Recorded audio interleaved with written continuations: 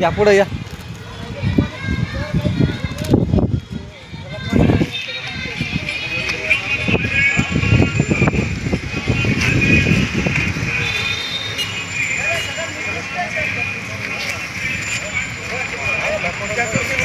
दाजी पुढे या ना. अरे वान इकडे वा ना.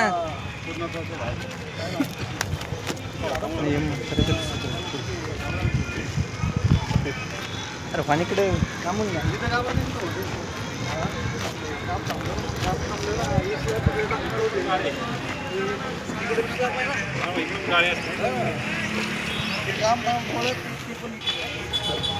गजपा बर का.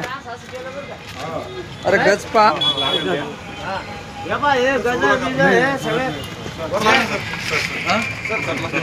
जाता येत नाही. राज्याभिषेक दिनाचे औचित्य साधून मराठा मावळा संघटनेच्या सर्व पदाधिकाऱ्यांनी आज जे शेतकऱ्यांच्या गरीब मुलासाठी वसतिगृहाचं काम चालू आहे मार्केट कमिटीमध्ये त्याची पाहणी करण्याचं काम केलेलं आहे. मला वाटतं ह्या ठिकाणी जवळजवळ 50% काम त्या वसतिगृहाचं झालेलं आहे आणि उर्वरित 50% काम येत्या 6 महिन्यामध्ये होणार आहे. मला सांगायला आनंद होत आहे की मराठा मावळा संघटनेच्या मागच्या 8 ते 9 वर्षाच्या संघर्षालाही फळ आलेलं आहे.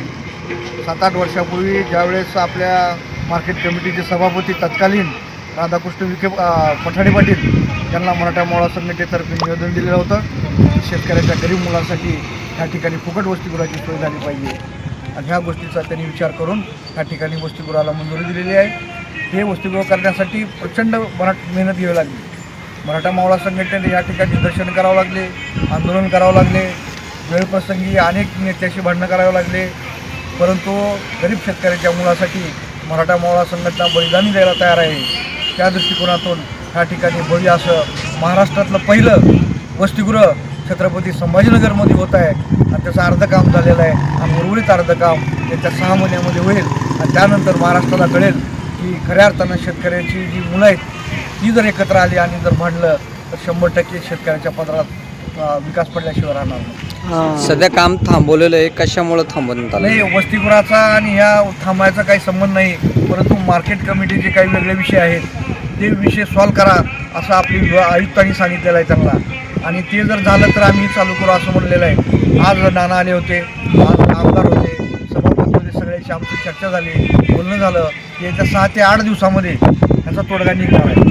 अशा गुरुवारी येत्या गुरुवारी आपल्या संभाजीनगरचे महापौर त्यांच्या दालनामध्ये बैठक बोलवण्यात आलेली आहे आणि मला खात्री आहे की त्या बैठकीमध्ये हा विषय संपून जाईल आणि शेतकऱ्याचं जी वसतिगृह जे काम थांबलेलं आहे त्याचं काम लगेच सुरू होईल. अशा प्रकारचं वसतिगृह राज्याच्या इतर ठिकाणी पण व्हावं याच्यासाठी तुम्ही प्रयत्न केले, सातत्याने फिरले. स्वप्न आहे महाराष्ट्रातले जे काही 35-36 जिल्हे आहेत प्रत्येक जिल्ह्यामध्ये प्रत्येक तालुक्यामध्ये शेतकऱ्याच्या गरीब मुलासाठी वसतिगृह झालं पाहिजे आणि त्यासाठी आम्ही प्रयत्न करत आहोत. तुम्ही निवेदन पण दिलेले? हां, मला सांगायला या ठिकाणी आनंद होत आहे की आपल्याच बाजूचा जो जिल्हा आहे जालना, त्या जालना जिल्ह्यामध्ये मार्केट कमिटीला आम्ही असंच भांडलो आणि त्या ठिकाणी 50 मुलाचं वसतिगृह त्यांनी सुरू केलेलं आहे. तर हे दुसरं आहे, परंतु आम्ही मोठ्या प्रमाणात म्हणून ह्याला आम्ही पहिलं आणि दुसरं वसतिगृह जालन्यामध्ये सुरू आहे. लातूरला आम्ही दिलीपराव देशमुखांना निवेदन दिलेलं आहे आणि त्यांना सांगितलं विकास कारखाना असेल, त्यांचा रेणा कारखाना असेल, मांजरा कारखाना असेल, या प्रत्येक कारखान्यातर्फे लातूर या ठिकाणी शेतकऱ्याच्या गरीब मुलासाठी वसतिगृह बनलं पाहिजे, तर तुमचं कारखाना आम्ही चालू देणार नाही अशी आम्ही त्यांना धमकी दिली होती. त्यामुळे त्यांनी आंदोलन करू दिलं नाही आणि लवकरच्या काळामध्येच वसतिगृह त्या ठिकाणी लातूरमध्ये बांधलं जाईल असं त्यांनी आम्हाला आश्वासन दिलेलं आहे. त्याचबरोबर नवी मुंबईला बी आम्ही निवेदन दिलेलं आहे, अहिल्यानगरला निवेदन दिलेलं आहे, नाशिकमध्ये निवेदन दिलेलं आहे, नांदेड, हिंगोली, परभणीमध्ये निवेदन दिलेलं आहे आणि मला खात्री आहे येणाऱ्या काळामध्ये उर्वरित जिल्ह्याच्या ठिकाणी आम्ही निवेदन देणार आहोत.